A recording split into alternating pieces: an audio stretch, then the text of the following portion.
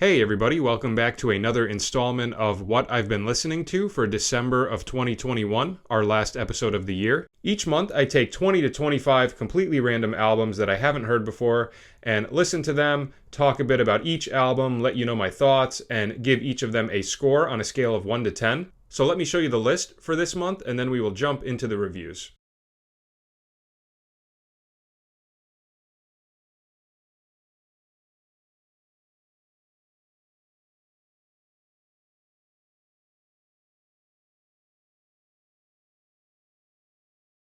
Okay, we will start out with the 13th studio album by English rock band XTC from 1999 titled Apple Venus Volume 1. The only other album that I've heard by XTC up to this point is Skylarking, which I thoroughly enjoyed, and I actually gave that one a 10. So I was curious how another album of theirs would compare, and this one seemed to pop up a lot as a fan favorite, and I thought this album was amazing. It contained all of the elements that I really loved about Skylarking, but it was also different and distinct in its own way. This album takes on a more orchestral sound with a lot of string arrangements and more acoustic guitars being used with very minimal electric guitar throughout the album.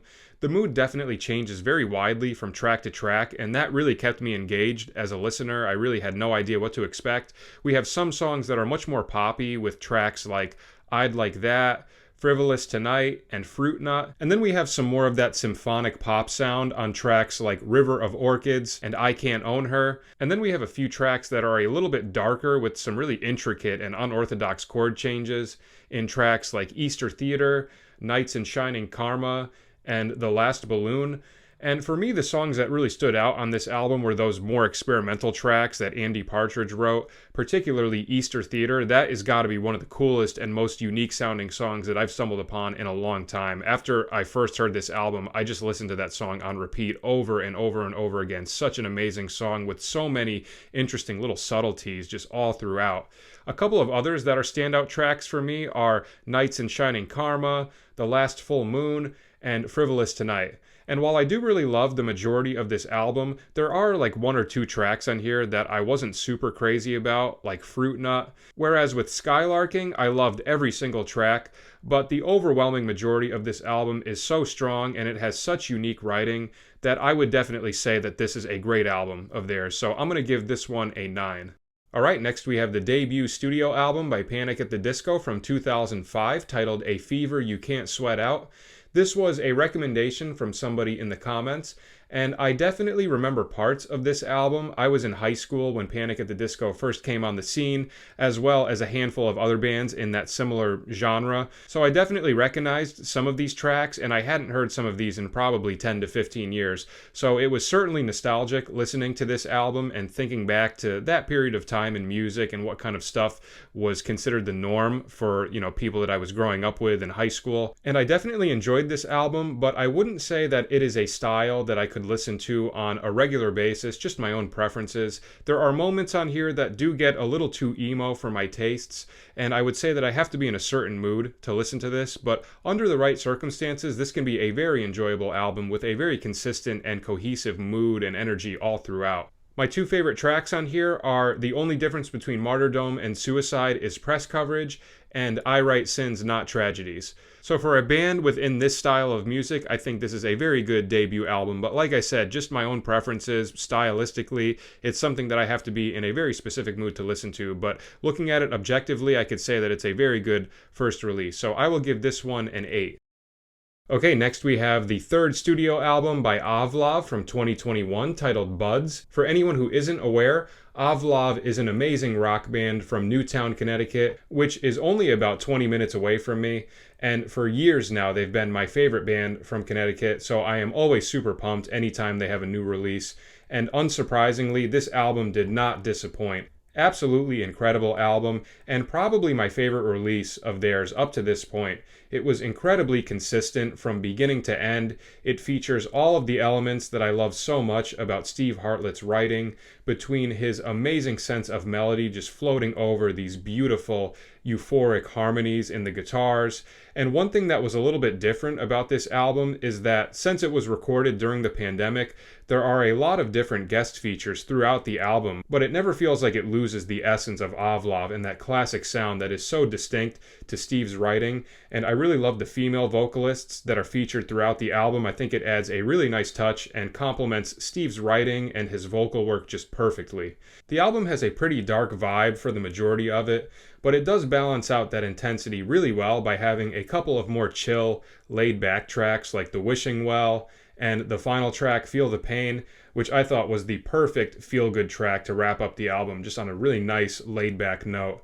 I love every song on here, but my three favorites are Land of Steve-O, Strokes, and Moron Part 2, which has got to be my favorite song on the album. It's so powerful and so intense, and sometimes I get teary-eyed when I listen to it. Just such a beautiful song and an incredible album. My favorite album from Avlov up to this point. So I'm going to give this one a 9.5.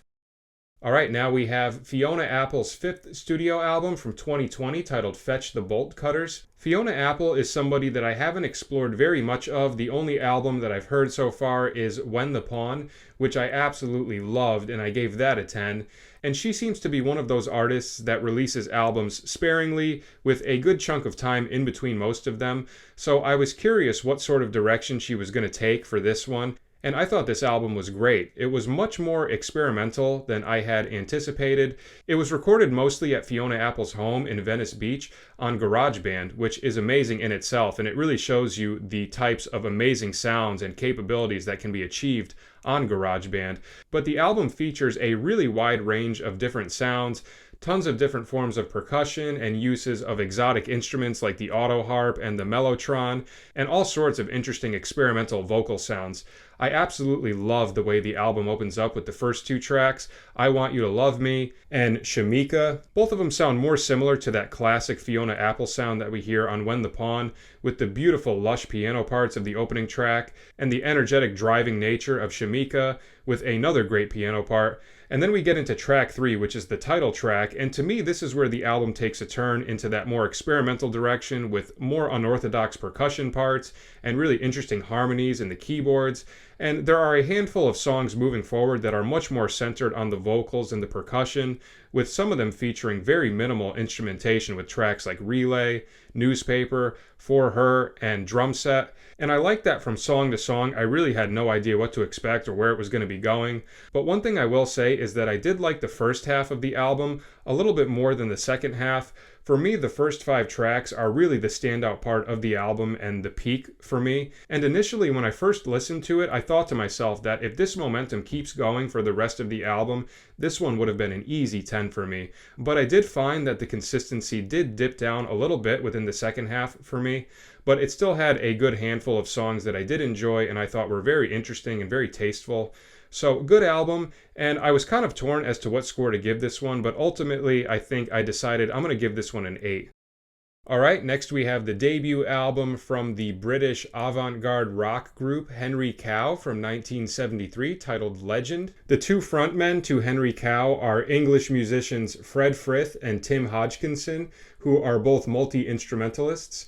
And I had heard about this group through exploring more of Robert Wyatt's work, and this was another band that was very active in the Canterbury scene in the early 70s. Plus, Fred Frith had played on a couple of different Robert Wyatt albums, with the most notable one being him playing the viola on the final track of Rock Bottom. So I was curious what to expect, but I did go into it knowing that there is a chance that I might not be crazy about this album. I do find some elements of avant-garde challenging from time to time, and there is some early Canterbury stuff that I wasn't always crazy about, such as Robert Wyatt's first album, The End of an Ear.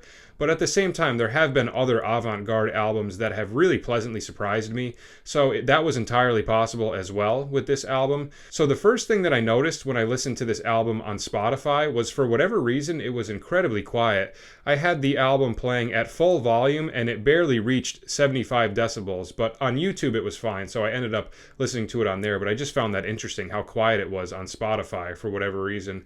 But I would say overall, I liked this album. It had a lot of different elements to it, with a nice chunk of it taking on some progressive rock elements. But then there's also that avant-garde and free jazz sort of approach, which creates this really interesting fusion of different worlds, which is a big element of that Canterbury sound. And there were definitely moments throughout this album where I did find it a bit challenging, similar to how I felt with Robert Wyatt's first album, but I do think that there were so many awesome and interesting musical moments throughout so much of this, particularly for me with Nirvana for Mice, Amygdala, Teen Beat, and especially Extract from With the Yellow Half Moon and Blue Star. The first half of that song has such amazing writing within the guitar and so many interesting washy, open-sounding voicings and really dense harmonies. Just amazing stuff from Fred Frith. And I also really love how they bring the vocals in for the final track, 9 Funerals of the Citizen King. Up to that point, everything else had been instrumental, and I thought that was a really nice way to wrap up the album. And all around, incredible musicianship throughout as well, and a really nice batch of just very unique songs that really take you through a journey. And this is certainly an album that I can't listen to at any given moment, but when I'm in the mood for something that's really going to take me through a trip, this is a great option for that. So I thought this was a very solid avant-garde rock album. I'm going to give this a 7.5. Alright, next we have Scott Walker's 10th studio album from 1974 titled We Had It All. This is the final installment of 4 albums that Scott Walker put out in the 70s where he had not done any new original material and he was releasing all cover albums, and the final 2 of these 4 albums started to take on much more of a country and a folk sort of style, with this one by far being his most country. And I gotta say, I had a really hard time with this album. There just weren't any tracks on here that resonated with me, and I'm not really a big country guy to start out with, so that wasn't surprising, but the album before this had some country material as well, and I found the song selection on his previous release to be much more tolerable than this one, and he would also balance it out a little bit by throwing in a couple of Randy Newman covers, which I thought was much more redeeming on the previous release, but this album is basically just straight country from beginning to end, and really none of the songs that they chose on here did anything for me. It was just a very dull and very boring album that just didn't pick up any momentum throughout. And I don't think it's any fault of Scott Walker's vocal abilities at all. His voice sounds beautiful on pretty much anything that he sings, but I think the song selection on this one was just very subpar and very bland. So unfortunately, this actually is going to get the reward for worst album that I've listened to all year. As much as I love Scott Walker, this was the hardest album to get through of his entire discography. So I'm actually going to give this one a 3. Next, we have the 4th studio album by The Tubes from 1979 titled Remote Control. I had never heard of this group, but a friend of mine and a fellow Todd Rundgren head had recommended this album. This was their first album to be produced by Todd Rundgren, so anytime Todd is involved in the production of any albums, I'm always intrigued. And this is a concept album about a savant who is addicted to watching television, which is certainly an interesting choice of topic for a concept album. But I gotta say, I was very pleasantly surprised with this one. Definitely exceeded my expectations. Going into it, I didn't really know what to expect, but I thought it was going to be more straightforward than it was.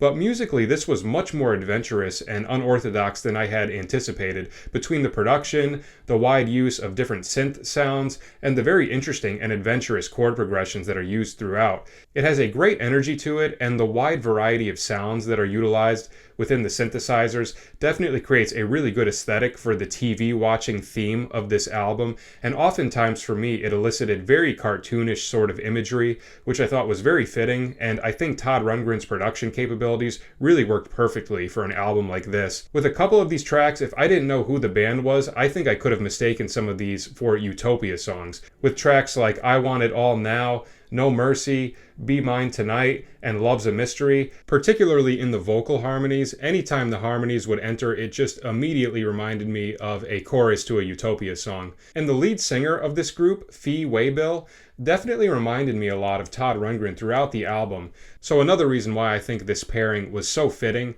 I also really liked the placement of the instrumental track, Get Overture, right in the middle of the album. I thought it broke up the first and second half of the album really nicely and gave us something a little little different to mix things up halfway through.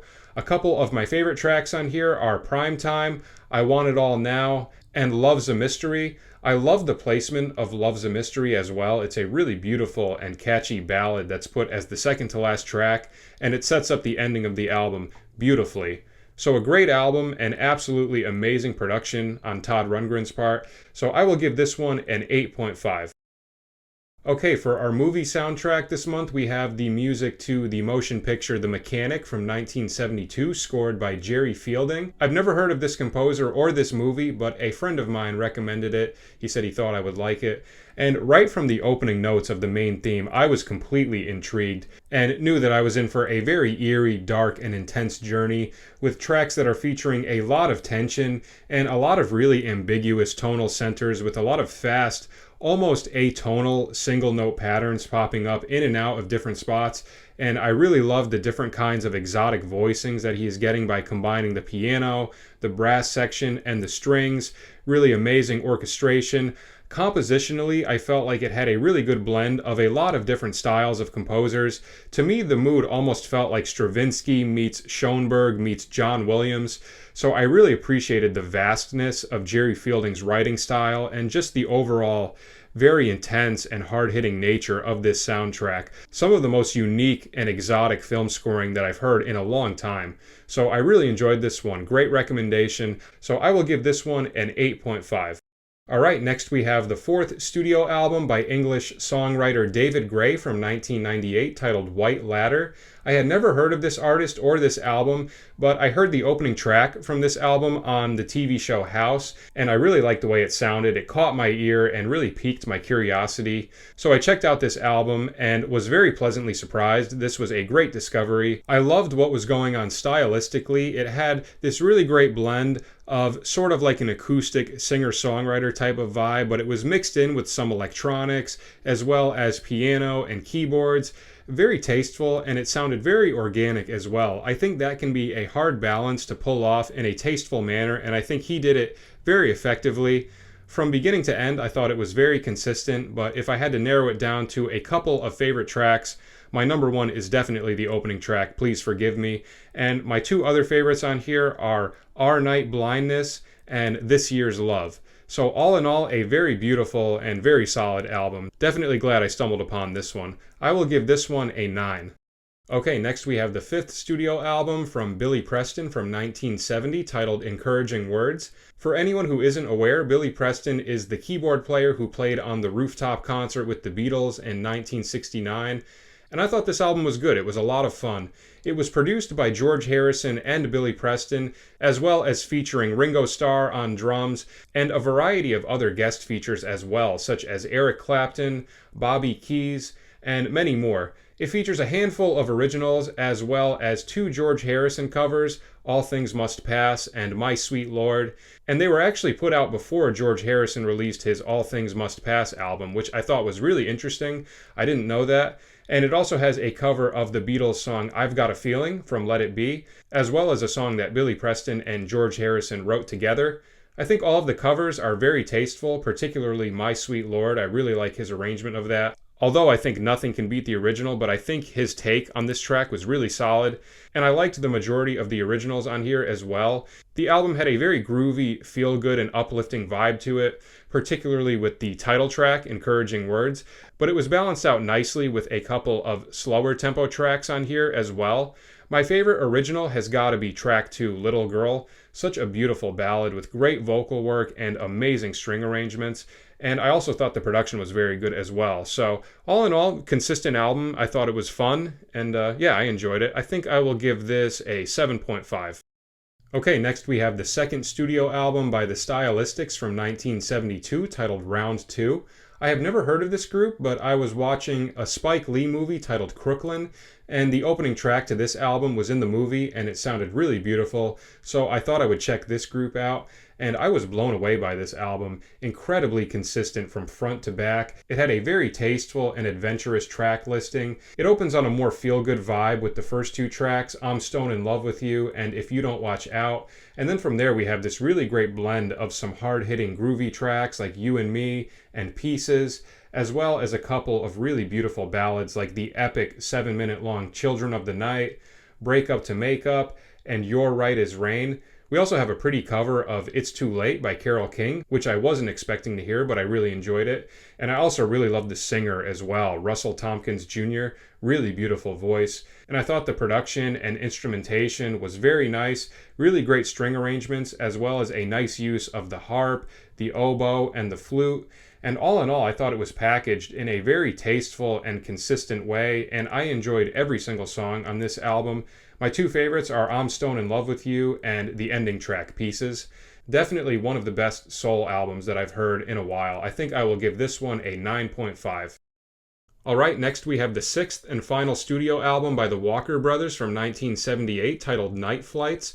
This album has a fascinating story behind it. At this point in the Walker Brothers' career, they hadn't been putting out albums that were achieving the same level of success that their mid-60s albums had, and this wound up being the last album that they were going to put out under their record label. And rather than doing mostly covers like they had been doing on the previous couple of releases, they had decided to just write whatever they wanted to and not put too much concern into whether or not the album was going to be a success. And the album is split up into 3 parts, with each member of the band writing a handful of tracks, and this had presented a very unique opportunity for Scott Walker because his solo discography had taken a big turn from the art rock stuff that he had been doing in the late 60s and early 70s, and it had shifted more into that country and folk rock style that we were discussing in the previous album, which was not resonating as much with most of his fans. So I'm sure there had to be a lot of curiosity as to how Scott's originals for this album were going to turn out. And the album starts out with the 4 originals that he had written,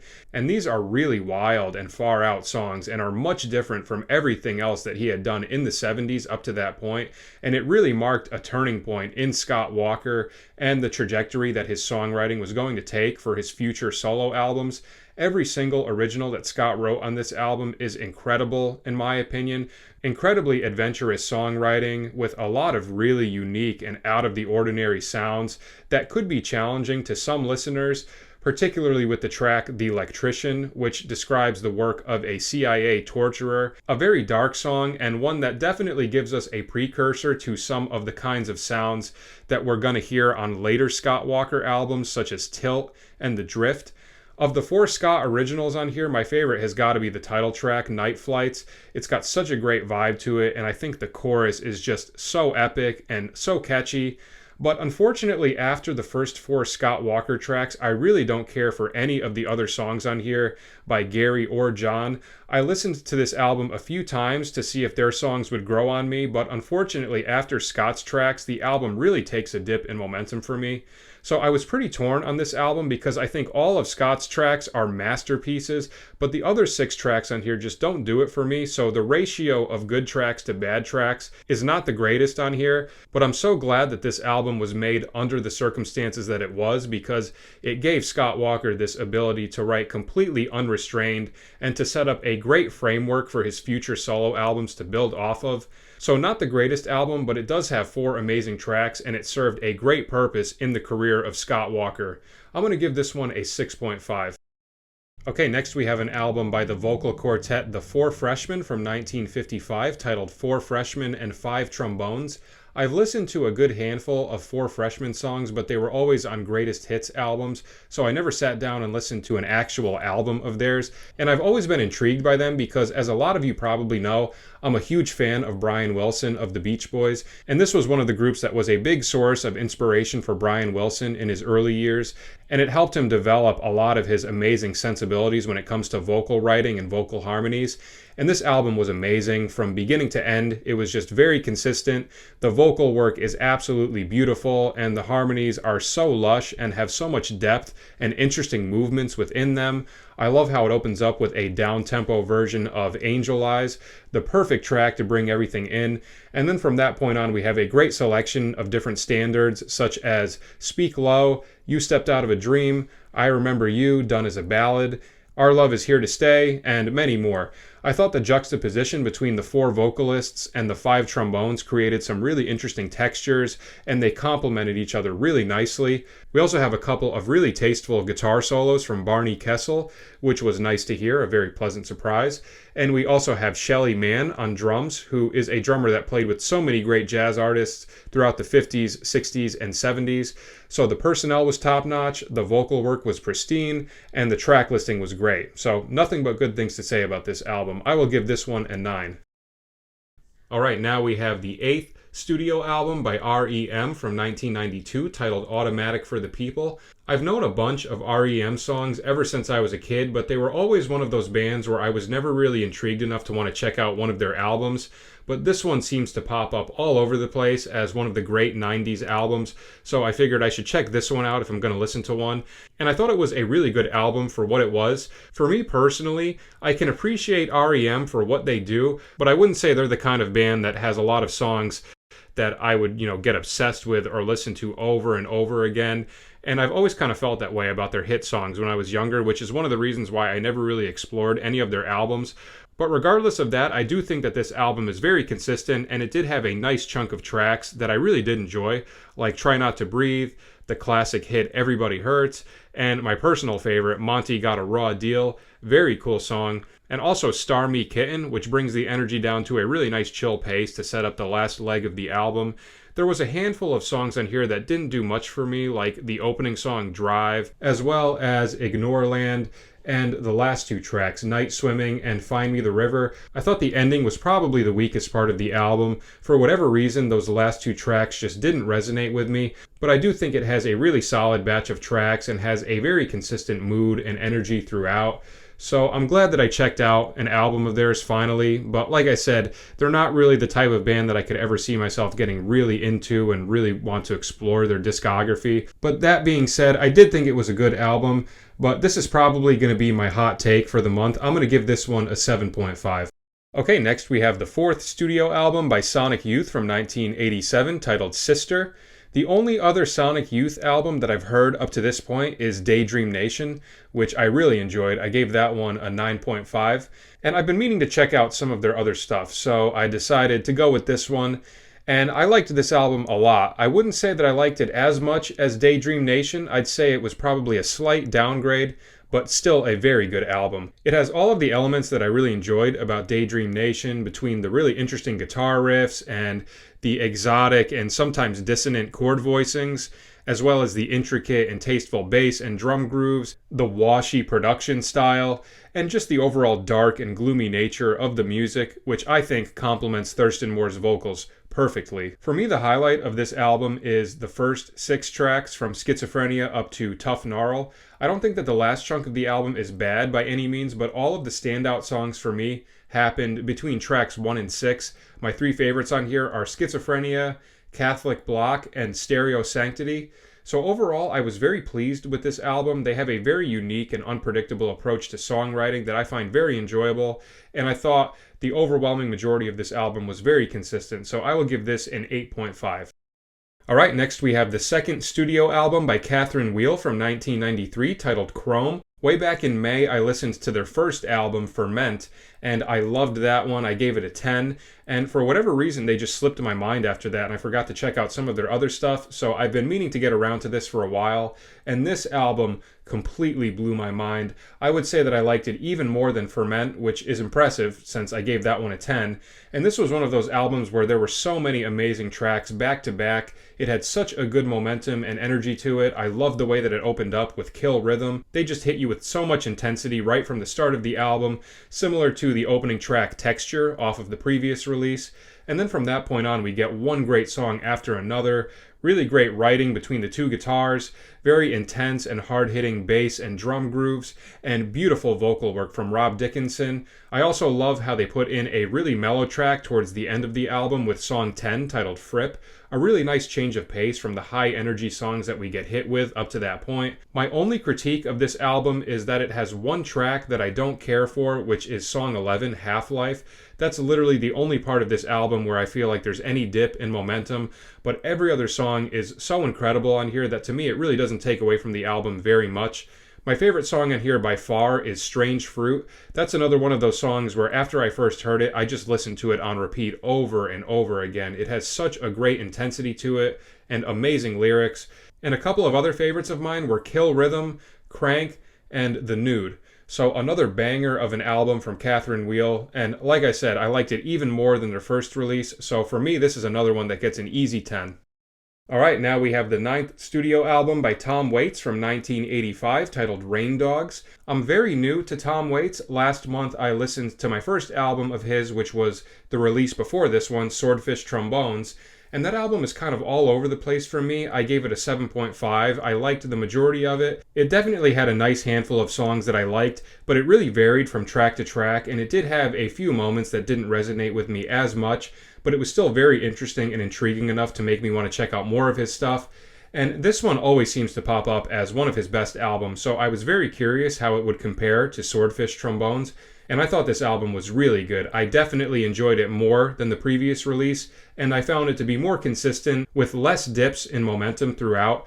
It takes on that similar experimental rock feel with many different styles from track to track, with everything ranging from rock to blues to tango to jazz to avant-garde, but I felt like it was packaged in a very cohesive manner and every song flowed into each other really well. I also loved the utilization of the marimba as well as the percussion instruments, creating a very unique sound. I love the way that side 1 wraps up with the two tracks Hang Down Your Head and the beautiful ballad Time.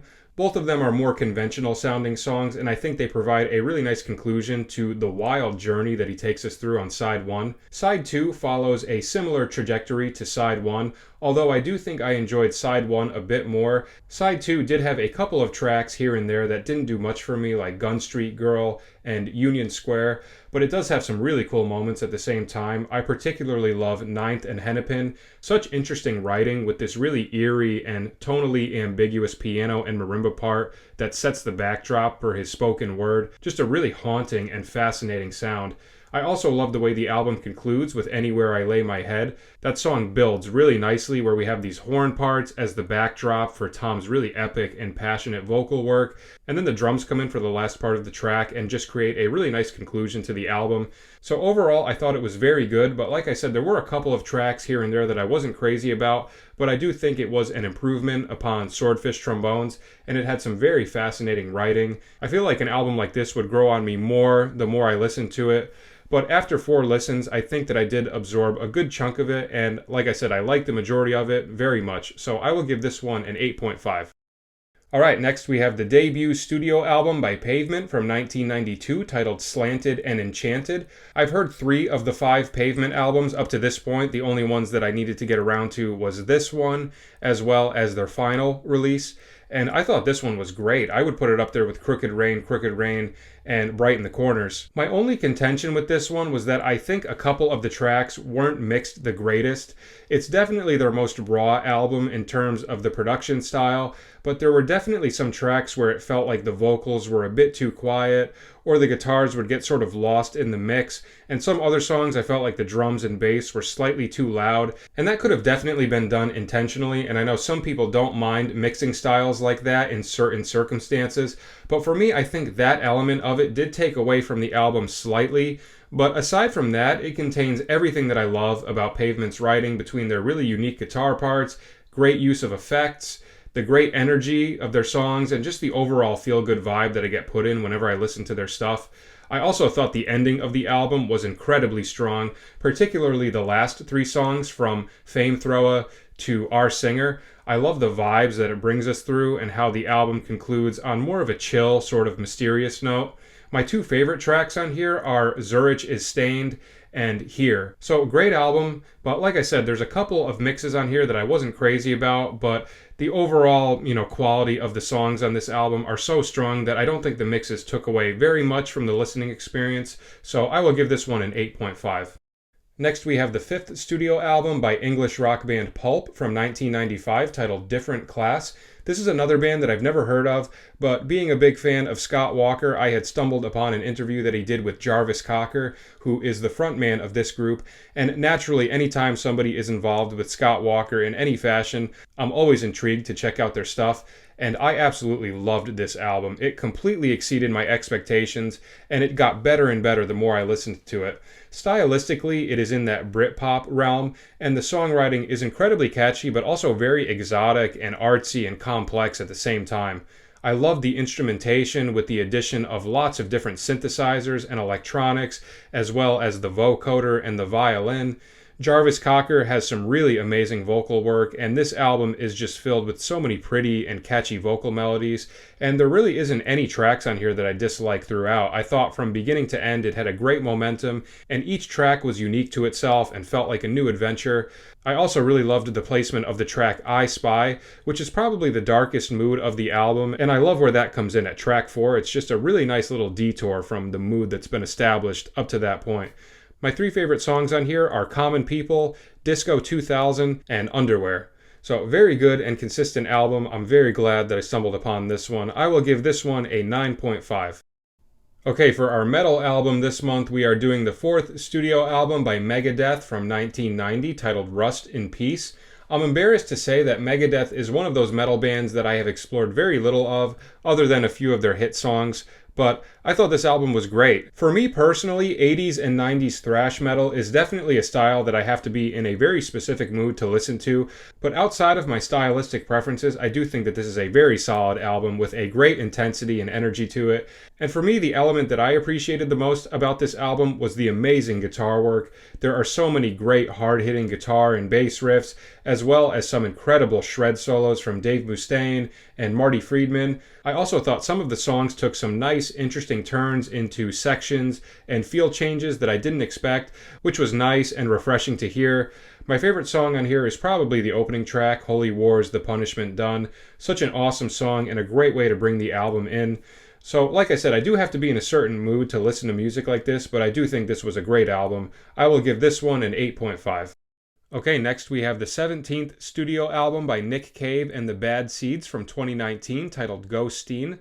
I'm completely new to Nick Cave and I didn't know where to start, but I started reading through some of his albums and this one sounded very intriguing to me, and I'm sure some Nick Cave fans might say this isn't the best album to start out with since it's his most recent release and his 17th album, but I've always been a big fan of sad and depressing music, and when I saw the story behind the subject matter of this album, I thought this would be a great intro to Nick Cave, at least for me, stylistically.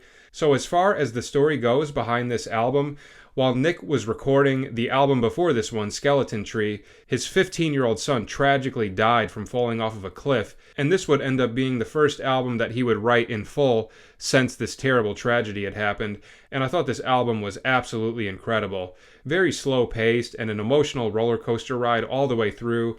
It's heavily centered around spacey electronics and synthesizers combined with piano, and I've seen some people criticize the synth sounds that they used on this and said that it sounds kind of corny, but I really didn't have an issue with it, and I didn't really notice that until I saw some of the critiques online about it. But Nick's vocals are so powerful and really pull at your heartstrings, and the album takes us through a variety of different themes ranging from the death of his son to grieving and existentialism. But then there's an entire other side of this album where he explores the ideas of faith, acceptance, and optimism. And there are 2 parts of the album. Part 1 is titled The Children, and that features 8 tracks. And then part 2 is called The Parents, which only features 3 tracks, 2 of them being much longer at 12 and 14 minutes in length, and then the other one being a spoken word track. And I didn't mind any of the longer tracks. I thought they built really nicely and just established a very spacey and ambient vibe that didn't drag at all, in my opinion. And I really didn't dislike any of the songs on here. But if I had to narrow it down, my 2 favorites were tracks 2 and 3, Bright Horses and Waiting for You. I love that these tracks follow each other, and Bright Horses is another one of those songs where I couldn't stop listening to it on repeat after I heard this album. Such a beautiful and heartbreaking song, and incredibly powerful lyrics that oftentimes bring tears to my eyes when I listen to it. So absolutely amazing and heartfelt album, and I look forward to exploring a lot more Nick Cave in the future. So I will give this one a 9. Alright, next we have the debut studio album from the English punk band Wire from 1977 titled Pink Flag. I've never heard of this band, and I've never been a huge punk guy, but a good friend of mine recommended this one, so I checked it out, and this was an interesting album. I had to listen to it a couple of times to really formulate my thoughts on it, but in general, I would say that it was pretty good. But like I said, I'm not a huge punk guy, so I think stylistically, it wasn't something that I would really listen to on my own. But aside from that, I thought that it was pretty adventurous, and it definitely threw me a lot of curveballs from song to song. We have 21 tracks throughout, and there's a good handful of songs on here that weren't even a minute long in length. So we have a lot of songs kind of blending from one track to the next. And if somebody is a big fan of punk, I can totally see the appeal of this album because I don't think anything about this writing is cliche by any stretch of the imagination. Like I said, it's very adventurous, and from track to track, you really have no idea what's coming. But like I said, it's not a genre that I typically listen to very often, so it wasn't an album where I was completely engaged the entire time. But it definitely had a couple of tracks here and there that I did really enjoy, particularly track 5, Lowdown. That's probably my favorite song on here. It's got a really nice vibe to it. And a couple of other noteworthy ones for me are Brazil and 106 Beats That. So I know this album is considered a classic amongst many music listeners, so this might be another hot take of mine, but I'm going to give this one a 7. Okay, next we have the second studio album by Jason Falkner from 1999 titled Can You Still Feel? Jason Falkner is another artist that I just discovered this year, and I absolutely loved his first album. I gave that one a 10, and I have been meaning to get around to checking out some of his other stuff. So I went with the second album, and unsurprisingly, this album was amazing as well. Right from the opening track, I was completely engaged. It starts out with this 25-second long piece that has this really beautiful and harmonically adventurous piano part with some vocals on top of it with a filter. Very cool way to start out the album. And then from that point on, we just get an amazing batch of indie, sort of power pop tracks that contain all of the elements that I loved about his first album, between his really adventurous sense of harmony and his beautiful and very catchy vocal melodies. And I think this album is almost as good as his first release. The only difference I would say is that the first album doesn't have any skip over tracks for me, whereas this album does have one track that I'm not crazy about, track 6, Eloquence. I wouldn't say it's a bad song, but compared to everything else on this album, that is probably the one skip over track for me. But the other 11 songs are so strong and so catchy and beautiful that it's really not that big of a deal. And it was really hard to narrow down a couple of my favorite tracks on here, but I think I'm going to go with The Plan, Revelation, and Holiday. So yeah, another amazing album from Jason Falkner. I will give this one a 9.5.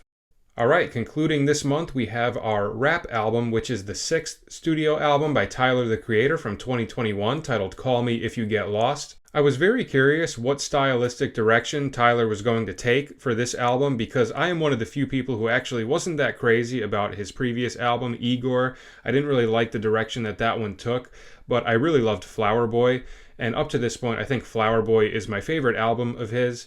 And I thought this album was really good. I definitely liked it a lot more than Igor, but probably a little less than Flower Boy. This one takes on a dirtier and heavier vibe, which I always love to hear from Tyler, but it also maintains a nice blend of some more chill and laid-back tracks as well, which creates this really nice contrast throughout that I think is very effective. I thought Tyler's rapping was great, and we have all kinds of features scattered throughout this album with people such as Lil Wayne, Domo Genesis, Pharrell Williams, Lil Uzi Vert, and many more. There's so many awesome beats throughout this, and that was definitely one of my favorite elements of this album. A couple of favorites of mine on here are Lemonhead, Lumberjack, and Massa. So yeah, in general, I thought it was a great release. I wouldn't say I loved every single song on here, but I thought the majority of it was very strong. And like I said, I think it's a big step up from Igor. So I will give this one an 8.